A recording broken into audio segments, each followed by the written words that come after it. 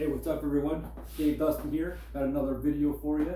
Gonna look at some more extremely rare books out of my collection, some extremely rare Canadian horror comics. This is gonna be all about horror comics, my favorite comics. I love the horror. We're gonna look at all the earliest horror comics, and I'll give you like a brief little history and go over stuff, and we're gonna look at some unwritten comic history here. Stuff about the old Canadian first published horror comics that nobody knows is history. So I'm going to try and document this, and that's why I put these videos online, so there's a record of this stuff, because it appears nobody's researched this line of Century Publications Superior Comics from 1946 that I've actually done the research for the last few years looking for these books, and I'll teach you all about them. So anyway, to get started, this is Mister Lucifer Comics. This is published by Crestwood Publishing Company, 26 Denison Sq, Toronto, Ontario, Canada, 1946. It was actually published by Century Publications, also known as Superior Comics, in their non-covered book line. But we'll get to that. First, we're going to look at some other comics. So, first horror comics. First ever horror comic that ever came out that was a full horror comic, not just a single story, but cover-to-cover horror. Classic Comics number 13, August 1943. Dr. Jekyll and Mr. Hyde. That is the first all horror comic cover to cover. And then other horror comics came out, like here's another classic comic, Frankenstein. Mary Shelley's Frankenstein. This is from 1945. This one here. They came out some classics. Now the thing is, when we're talking about the horror comics, these are full horror comics. These are the first horror comics, but I'm going to look more at the anthology style horror comics, which is multiple stories, all new content, and it's cover to cover horror inside every story and the covers to make it an anthology style horror comic. But these are the first horror comics. The first one, Dr. Jekyll and Mr. Hyde. That was 1943. So then after those came out, Frankenstein actually got his own title. It started in 1945 in Prize Comics. There's Dick Briefer. This one came out in 1953 actually. This is Frankenstein Comics. This is the number 2 British edition. In the UK in 1953 they came out with a 5-part Frankenstein series. That's number 2. I love that cover. But there was a Frankenstein series that started in the States, 1945. So there's a horror series for you that came out.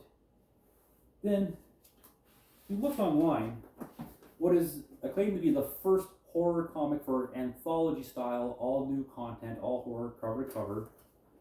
Everywhere you look online it says Erie Comics number 1 by Avon. This is January 1947 that came out. Erie Comics number 1.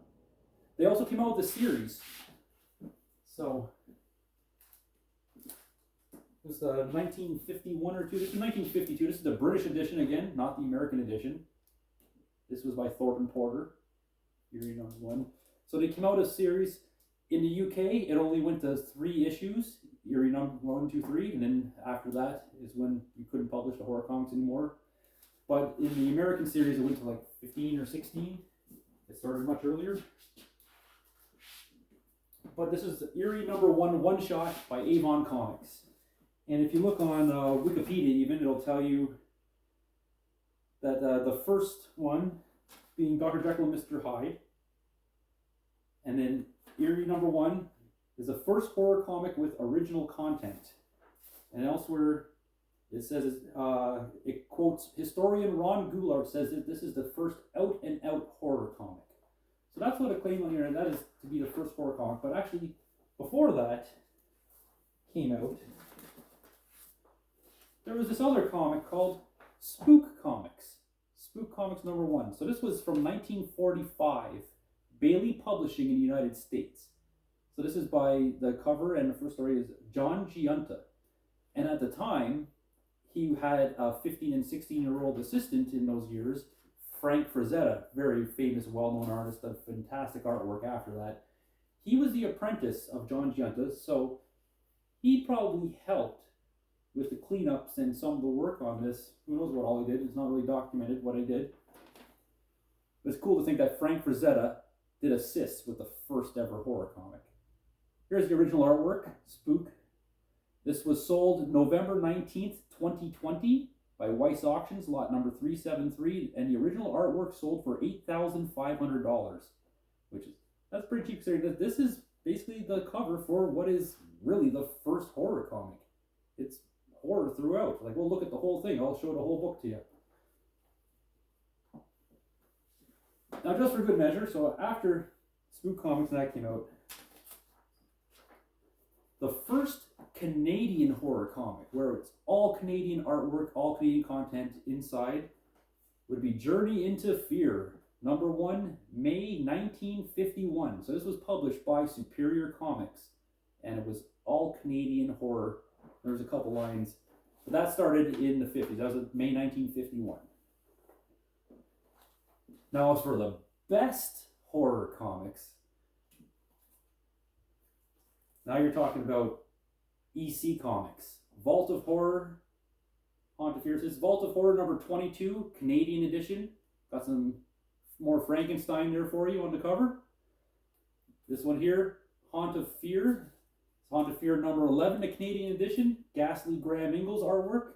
So these started, the Haunt of Fear and Vault of Horror started in June 1950 here in Canada. And then a little bit later, in November 1950, is when it came out with my favorite, Tales from the Crypt. So this is one of my favorite comics from my collection. This is Tales from the Crypt number 20, which is the number 1 first issue of that title. This is the super rare Canadian edition by Superior Publications of the first Tales from the Crypt Canadian comic. That's really cool. That's the second Canadian edition there on the rack behind it too. I'm telling you, if you have not read any EC Comics, you need to read those series. They are the best series ever. Tales from the Crypt, Vault of Horror, Haunt of Fear. They also came out with really awesome sci-fi comics that are like horror in space. It's the same artists, same writers, everything, so it's just as fantastic. They have weird science, weird fantasy, incredible science fiction. Even their war comics, their crime comics, everything by EC Comics you need to read. They are the best, hands down. They're in a league of their own. Now, back to horror comics. So, Spook Comics. They reprinted it, so we can look at a reprint and handle it and everything. They reprinted it. If you want to get a cheap copy, this here it's called Erie Number One, another Eerie title. Has nothing to do with the Avon Eerie comic series whatsoever. This came out in 1958 by IW Super Comics.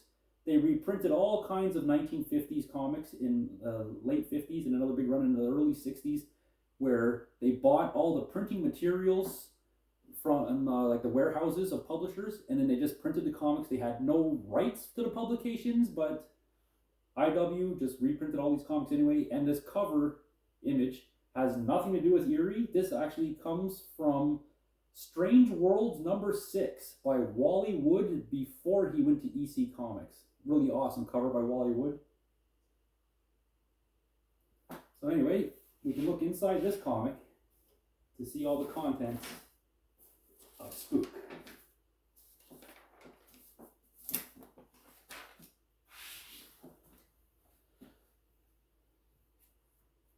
So the first story, Mister Lucifer. Up pops the devil. Story about the devil. He comes back, he kills a bunch of people. It's a horror story. Straight up horror, young adult, written for horror story. Death involved.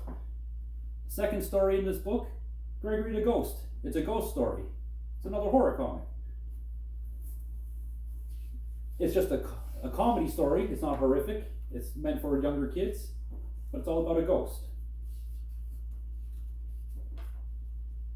The next story, Cheapskate. It takes place, it's in a fun house, but he calls it, says it's haunted, as if it's a haunted house that involves monsters. So it's another type of ghost story. It's a haunted house story. Dr. Paul Bearer. They have a guy inside a casket on the splash page. You'll now be a living corpse. So a mad scientist turns him into a zombie. It's another horror story.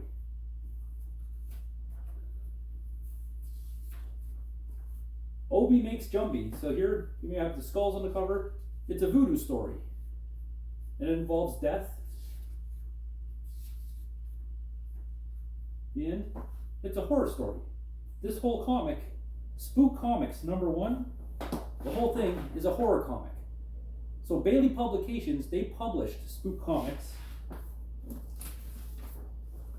And when they published Spook Comics themselves, they published it as a horror comic, and then they also sold it to other companies.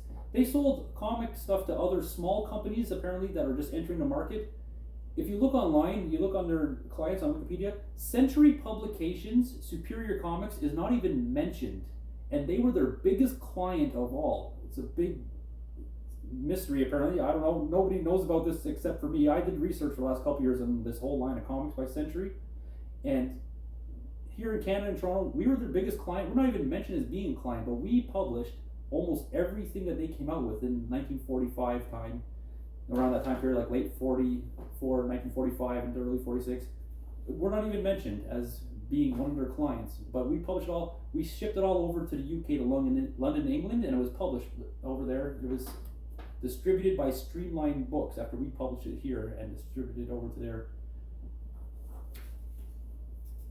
But it's a horror story. Cover to cover, Mister Lucifer Comics.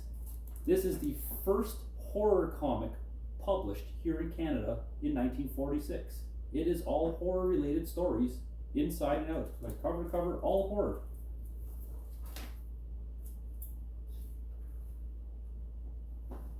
Now it has some comedy mixed in, but see, like what I like to compare it to is, of course, my favorite comics again, EC Comics. In EC Comics, we had the Old Witch, the Crypt Keeper, the Vault Keeper. There was comedy mixed in to every one of their comics. And it goes so well with horror that it's perfect. So I have no problem with there being a bit of comedy mixed in, some stuff for young children mixed in. That's perfectly fine. It's still a horror comic. They would have marketed that as a horror comic. They would have gone to Century Publications and they would have told them, you know, we have this Western comic, shoot 'em up. We got this other teen romance comic. We have this funny animal comic. We have this horror comic. And they would have sold them the rights to publish this. They would have sold them to them as, this is a horror comic, is what this is. So, I'll tell you a bit more about this also. There's a couple ads that came out by Century Superior. So, this horror comic is featured in one of their ads. They came out with these two ads in 1946. And they had 2 lines of comics, Century Publications Superior. They had a line that had covers. Jeep Comics, Zorro the Mighty, Twinkle, Space Nomad, Circus Comics, all of these had glossy covers on them, and they were all sold over in the UK. These ones, Slapstick Trophy, Spook, Tally Ho, and Make Believe, were all distributed non-covered. They never had covers to begin with. They were just the pages. They overprinted the word comic sometimes, or a price 6D sometimes, or an indicia sometimes, and they'd overprint this information on the first story page. But these books never had covers. Now I found this online. I went to a website, I found a Comic Book Daily, and there's an article about Century Publications by Ivan Kochmarek. That was I found online. And this was published November 6, 2013. And that's how I found these advertisements the first time. I now have one of the books that has one of them in it. But he had stated in there that he thinks that the books listed in this ad specifically, the non-covered books, they're all unfamiliar to him and were perhaps British comics, since he didn't think they had counterparts in Canada or United States. These are all almost like everything they put out in 1946 was almost entirely Baily Publications from the United States. These are all Baily series. Slapstick, Trophy, Spook, Tally Ho, and Make Believe were all series of comics made by Baily. They had the artwork created for multiple issues, and they had the numbers at the top of the artwork for the different issue numbers. They only published the #1 comic for each of these series. So they never went to a #2, #3, but they had the artwork done and ready to go, but it was not silver printed. It was not published. But these are all Baily Publications series comics. Slapstick, they printed in the States, and Spook and Tally Ho, Trophy and Make Believe, they did not publish in the United States. They only published in Canada. Well, Trophy for sure they published in Canada. I cannot find a Make Believe as of yet. And strangely, the cover art on this little thumbnail looks like it's from Zor the Mighty number 3. So they mixed and matched the title with the cover art on that one. But anyway, and here's a really crazy secret I can't unravel. I don't know if anyone out there can help look into this. If anyone has some time to do some research, there's 2 publishers that are named in these articles and in this that I can't find any information on. It's as if they never existed. So on the covered series that had gloss covers, right here on the ad it says a Century Publication. So for thrill-packed stories, for action and adventure, read the comic magazines displaying this trademark, a Century Publication. That was their house ad that they published. So they had this was inside a Jeep Comics number 2 published as the ad. So then this other ad, exact same, except for here it says displaying this trademark, Better Grade Publications. I cannot find any information whatsoever on a Better Grade Publications. I know that this artwork was all Baily Publications. I cannot find anything about Better Grade. See, at this time, this also with the publisher listed in indicia, this is what I'm thinking is, they still had paper shortages. 1945, 1946, there was still paper rationing. There were a lot of times where companies were made up and then they would sell their rationing of the paper to other bigger companies to publish. So this might have been a small company name and they just used that company's paper rations for printing this. And anyway, Tally Ho and Spook both have another publisher. Some more information, we'll get into that too. Like it's a complete mystery to me who this Better Grade Publications is. I cannot find any history on them. It'd be fantastic if someone could look into that and see if they could find out who Better Grade Publications is. Now, on the first horror comic, Mister Lucifer Comics, if you look at the indicia, Mister Lucifer Comics, published by Crestwood Publishing Company, 26 Denison Sq, Toronto, Ontario, Canada, published in Canada, all material copyrighted in Canada. So that indicia at the bottom is also on Snowman Comics. Title in the bottom here, Snowman Comics. This is also by Baily Publishing. This is also John Giunta and Frank Frazetta. This is actually Frank Frazetta's first published work. When he was like 15, 16 years old, he created it even earlier when he was in his early teens, Snowman. So this is the first story out of Tally Ho. So if you look back at the ad, Spook Comics, there's Spook Comics, Tally Ho, there's Tally Ho. They were renamed in the indicia, so we have to go with the renaming, Mister Lucifer Comics and Snowman Comics. So in the ad by Baily, by the Century, they used the Baily titles, Spook and Tally Ho. But these were published non-covered. They never had the covers for Spook or Tally Ho. They renamed them Mister Lucifer and Snowman Comics, which is also kind of odd that they would put an ad out and then not use the titles in the ad. They gave them completely new different titles. I don't know if that was to save money that they put out this whole series with no covers when they published them.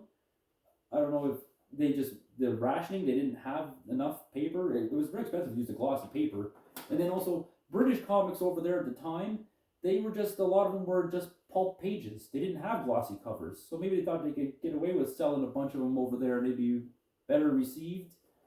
But it doesn't look like they were very well received. They were looked down upon. Nobody really wanted them because they wanted the glossy American covers. But then we get back to the publisher information. Crestwood Publishing Company, 26 Denison Sq. Crestwood Publishing, if you search it, the only results you can get online is for the Crestwood Publishing in the United States. And they did like Black Magic Comics and Frankenstein Comics and that. This has nothing to do with them. I can find no connection to them, and I can find no other information about Crestwood Publishing Company ever doing any publishing up here in Toronto, Canada at all. There's no information about them. So if someone could look into that as well, this other publisher name, like the Better Grade Publications and Crestwood Publishing Company in Toronto, Canada, not the United States ones, the ones in Toronto, Canada. I cannot find any info. If you actually visit this address, you can see on Google Street View, it's a little house. Inside Kensington Market, they use these little houses. They're split in half. It's like townhouses or attached houses that are split, but they're all attached, all the walls. This one is actually even attached on the left side, has a church. It's a synagogue. It's in a Jewish neighborhood of Toronto where there's a lot of synagogues. So the first horror comic published in Toronto, Canada was published in a house from the address of a house that borders a church. It's kind of funny. A little bit ironic. But I don't know, like you couldn't fit a printing press in there. I don't know if that's one of the owners that has to do with Century Publications or Superior Comics, or if they just registered that address, if that, like I said, for paper rationing. I have no idea. There were businesses inside these houses. It's Kensington Market, so like the main floor, people would have a business a lot of times and live upstairs. Some of them were just houses that were just residences. I don't know if someone lived there or not, but if anyone could look that up, that'd be fantastic. I'd love to know any information about Crestwood Publications at 26 Denison Sq in Toronto, or Better Grade Publications. I can find no information about these anywhere. But yeah, super rare. This is one of only 2 copies known to exist in the universe still of Snowman Comics, which is the Canadian edition, 46 Canadian edition of Tally Ho Comics. Actually, here's the covers too. There's what Tally Ho cover looked like. December 1944. Sorry. There's the original artwork. It sold May 7th, 2020 in Weiss Auctions, lot number 301, $4,250. Covered by, I think the rough pencils for the stuff, for the Snowman and stuff, was all Frank Frazetta, and then it was heavily autographed by John Giunta, and he did the inks in that. Then back to the comics. So, on that website, Comic Book Daily, in that article, there was also a picture of an ad. This is the only write-up, any article I could find in any book ever published about these non-covered Canadian comics. I've looked in all kinds of history books. There is no information about these anywhere except for this one spot. So here's a page. It was mentioned by Ivan Cock America again in that Comic Book Daily, that it's examples of the coverless remaindered century titles from a book on Canadian nostalgia whose source information I've lost track of. So this is inside the book Nostalgia About Comics, which is a British publication. It's compiled by Phil Clark and Mike Higgs. And it features a whole bunch of comics, and it has this page inside it.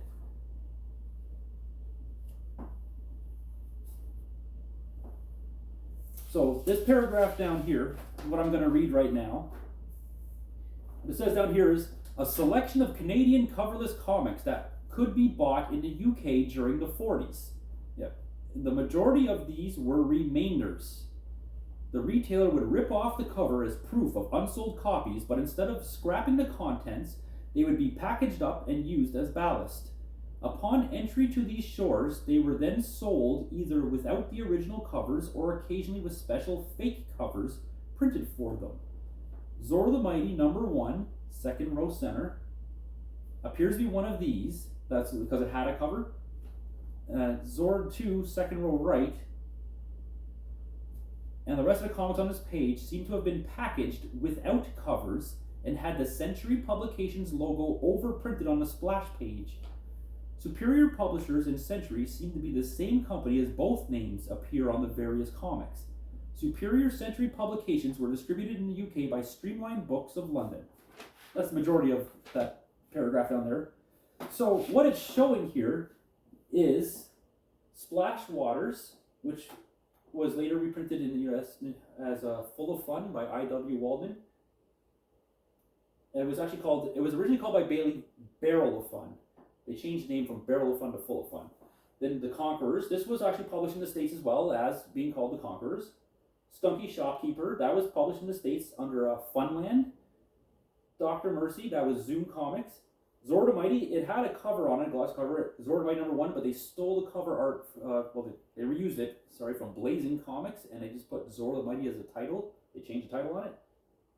And then this is Zord the Mighty number 2. It had no cover. There was a cover made for Zord the Mighty number 2, but they put a different book inside of it entirely instead of Zord. Anyway, so this is the only article you can find about these.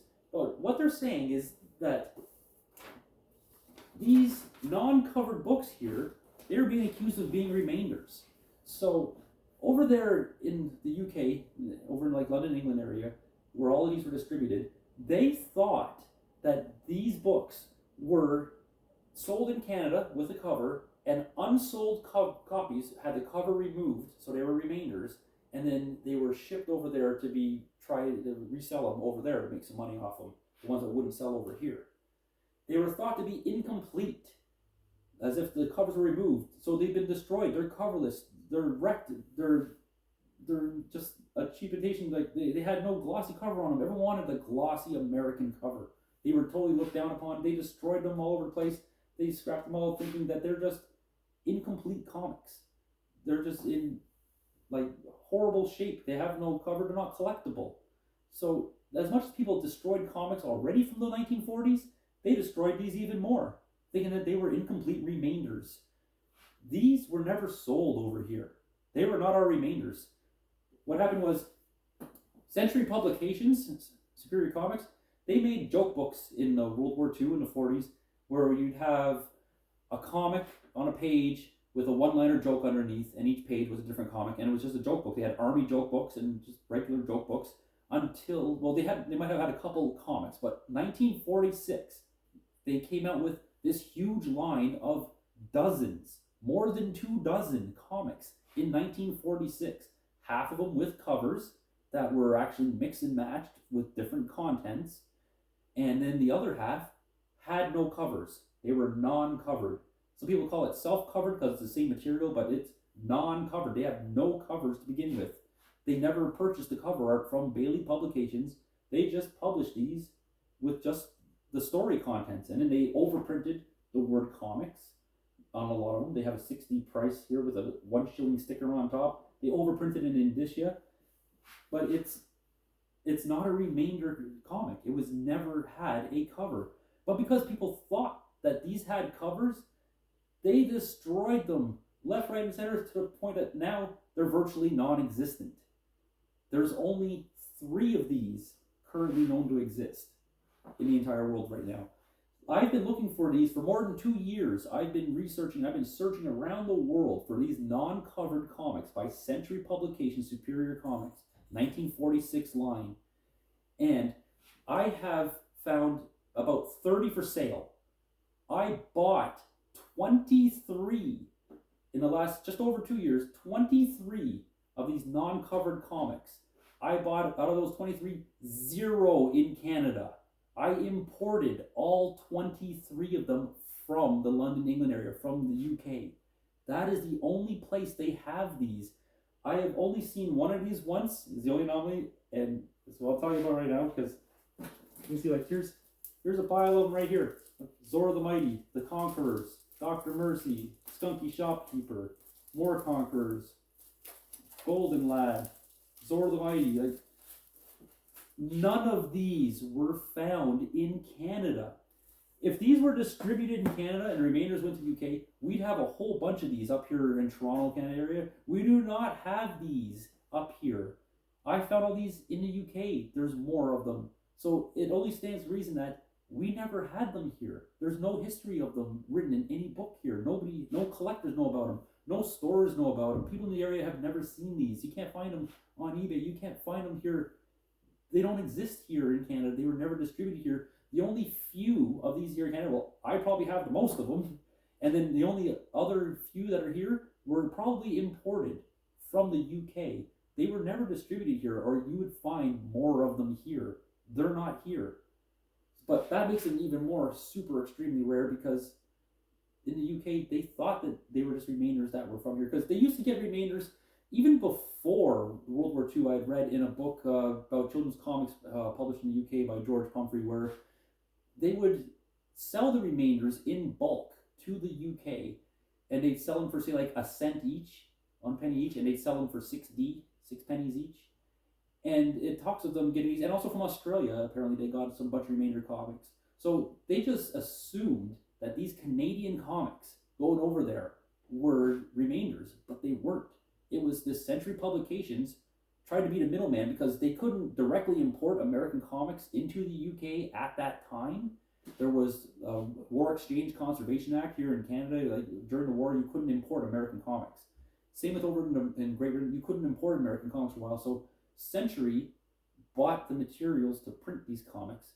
They published them here in Canada, and they could ship them and distribute them into Great Britain legally because they were published in Canada. They could buy Canadian comics, and that was perfectly fine. So that's what they did. They sent them over there. And it was Century Publications just trying to break into the market. They were just testing international waters to see how sales would go. They didn't sell these over here in Canada. We don't have them here in Toronto. So, and they, because of that also, they must have had tiny little print runs. They're just trying to break into international grounds selling these comics, these Canadian comics that they're publishing. They didn't even try to sell them here. They're trying to sell them over in the UK. They're just testing out the international waters. They would have been tiny little print runs. Low tens of thousands would have been sent over there. And like I said, most of them were all just destroyed. Nobody wanted them. They all thought they were incomplete. So anyway, that's my copy. There was one copy discovered before this. So I got this copy this summer. I think it was around June 2021. I got this copy. I brought it over from the UK. I found it on eBay. There was one copy before it. The first copy known to exist. This was on eBay in 2019. When I found Snowman Comics that I showed you, this was on eBay in Canada. This is the only non-covered comic I have ever seen for sale in Canada. They were selling it for $250. It was on for eBay. You can tell the difference between mine is, you see there's got a lot of creases up in the top corner here. It looks kind of dirty. There's a little chip out of the corner here. Looks like it's a little bit beat up. There's also a circle around the $60 price. There was a sticker that came off, and it was sold with the comic. They sold it with a 9D sticker and a shilling sticker that was on top of that attached. Well, so this came on the side. So that 9D sticker used to be over top of the 60, and you can see the lighter circle where it had fallen off. And that there would be 2 of the 3 known copies. That is until recently.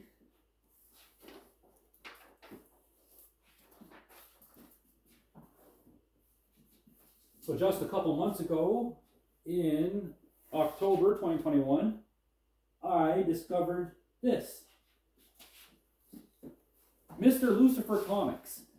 This book is actually from the Gifford collection. So over in the UK, back in the 1940s, there was an artist named Gifford, and he did some work over there in the 40s and the 50s. And then he became a comic history writer. He wrote a bunch of history books about comics, and he was a historian and a collector. It's wrote like 70s, 80s, 90s. He passed away in the year 2000. And then in 2001, his estate auctioned off his comic collection. And he had a very extensive comic collection, and he had all his comics bound into hardcovers. So this was bought in 2001. It was bought by...